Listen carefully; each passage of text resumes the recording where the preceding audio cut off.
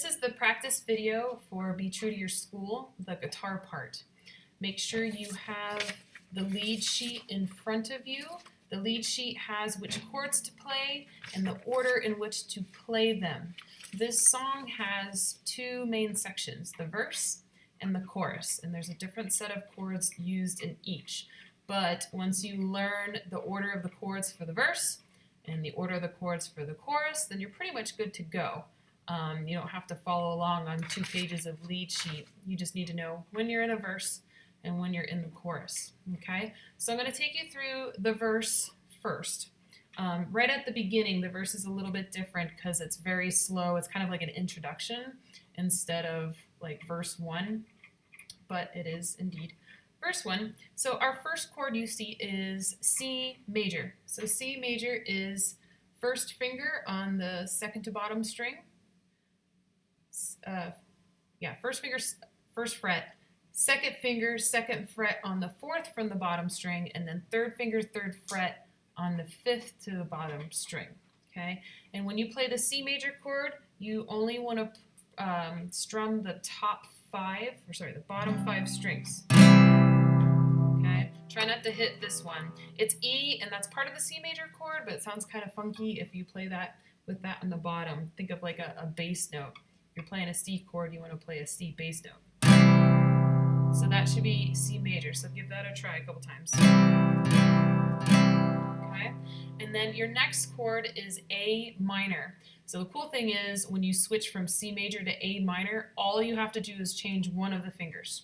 And you're going to take your 3rd finger and put it on the 2nd fret right next to the 2nd finger. Okay, so you have 2, 3, 1, 3 strings in a row. Okay, and again, you only want to strum the bottom 5 strings, not the low E. And I'm actually using my thumb to mute it right now because I often hit the bottom string by accident. So only the bottom 5 strings. I'm trying to think directionally instead of actual pitches here. So you have C, and you can get away with strumming only once at the beginning here because it's nice and slow and it matches along with what the recording does.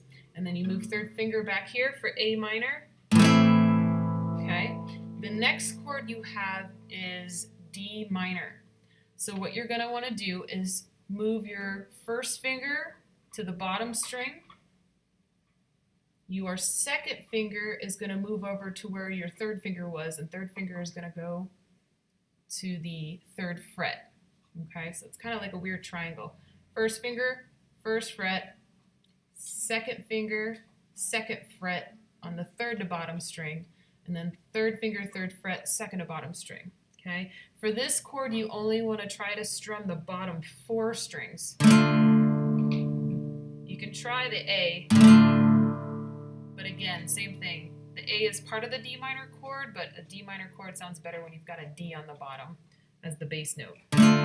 So that's better if you can just do the bottom 4 strings. Okay, so again, A minor to D minor. Okay, it's not too bad. So make sure you set up your 1st finger, and then these 2 will lay down easier. And then your next chord after D minor is G major. So G major is the big spread one. So what you should do is keep 3rd finger where it is, put pinky right next to it, and then you're going to throw 1st finger on the 2nd fret on the 5th to bottom string. And then your 2nd finger is going to go on the 3rd fret all the way on the low string, okay, like this. Okay, and that one you can strum all of the strings on it. Okay, and try to keep your fingers behind the frets there. So the important thing about going from D minor to G major, it should look that easy. When you go from D minor, get your pinky down.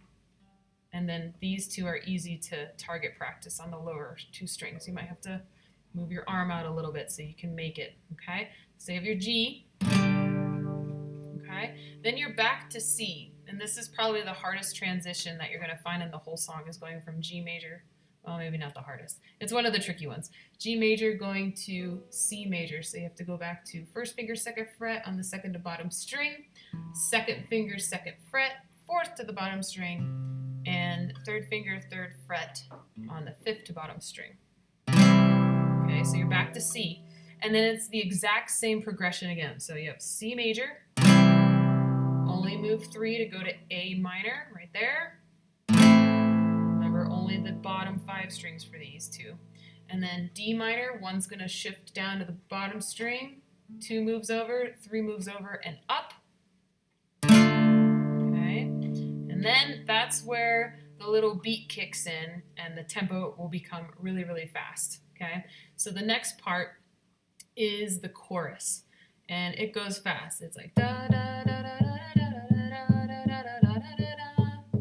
It goes fast. So I would recommend only doing one strum and taking the rest of the time to set up your next chord to start.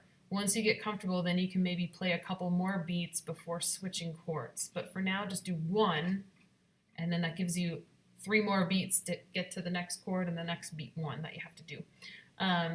So this is C major. If you're looking at the chorus, you should see C major. Okay, so this is C major again. Okay, now it's an E7 chord. Okay, first thing you should know that E7, the 7 part is optional. It'll sound fine if you play a normal E major chord. So you're going from C to E major. So 2nd finger is going to move over a string. 3rd finger is going to go right next to it. And then your 1st finger is going to move over a string as well. So it's actually the same shape as A minor down a string. Okay? And you can pluck, it's the violin teacher in me. You can strum all the strings on this one for E major. If you're fancy and want to try to add that 7, the 7, it's actually not that difficult because look at where your pinky kind of hangs out when you're doing E major, okay? All you'd have to do is throw your pinky down right here on the 3rd fret on the 2nd from the bottom string, okay? It gives that neat sound, okay? But again, if you can't lay that all down by the time you need to play the chord, just do E major. You can even add it later. Okay, so E major or E7. Then you're back to A minor. So literally all you have to do is move everybody over a string. That's it for A minor. Okay, now this is where the tricky one is. The easiest way to do F major is so you have your A minor. So what you're going to do is lay your 1st finger kind of sideways across the bottom 2 strings, and then 2 and 3 across on the strings below that. So 1st finger, 1st fret on the bottom 2 strings, you're going to bar them. 2nd finger, 2nd fret on the 3rd from the bottom string, and then 3rd finger, 3rd fret on the 4th from the bottom string. Okay, and only strum the bottom 4 strings. Okay, that one's a little tricky. So that's probably the hardest. It's the hardest for me. Might not be as hard for you, but that's the hardest transition, is going from A minor and then flattening these guys out. It's all about how you set that 1st finger up. If you're doing something weird with your 1st finger, then it's going to be really hard for 2 and 3 to just plop down. Okay, so there's your F major. Then your next chord is D major. So you're going to take your 2nd finger, 2nd fret on the bottom string, 3rd finger, 3rd fret on the 2nd to bottom string, and then 1st finger, 2nd fret on the 3rd from the bottom string. So that's D major again, only the top 4 strings. And then you already did D minor in the verse, so this is D major, and in order to go to D minor, you have to switch where your 1st and 2nd fingers are going. So 2nd finger is actually going to go exactly where 1 was, and then 1's going to come back here on the 1st fret on the last string. Okay, and this progression is the same, going from D minor to G. You did that in the verse. So again, put pinky next to 3rd finger and relax here. So you open up your hand back here. We should have a nice open space back here so that you can rotate and get 1 and 2 on the 2nd and 3rd frets down here. Okay, so that's all of the verse chords and all of the chorus chords. So I would just practice going from one to the other and see how you do. So like for the verse, C to A minor.